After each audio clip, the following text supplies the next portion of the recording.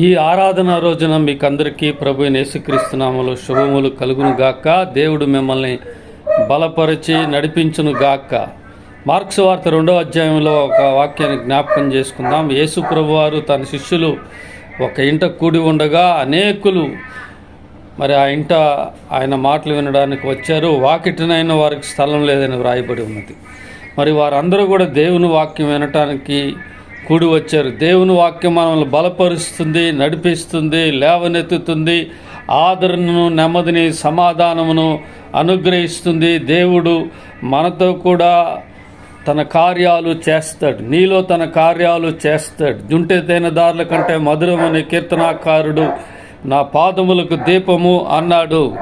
మరి మనం రూతును చూసినప్పుడు రూతు మరి తన అత్త మీరు మీ ఇళ్ళకు వెళ్ళండి అంటే రూతు తన అత్తను నీ సేవించే దేవుడే నా దేవుడు, నీ దేశమే నా దేశము అని, నీ బంధువులే నా బంధువులు అని చెప్పి ఆమె దేవుని కొరకు తీర్మానం చేసుకుని బయలుదేరి వచ్చినట్లుగా మనం చూస్తాం. దేవుని దీవెనలు ఈ ఉదయం వేళ మీకు తోడై ఉండునుగాక.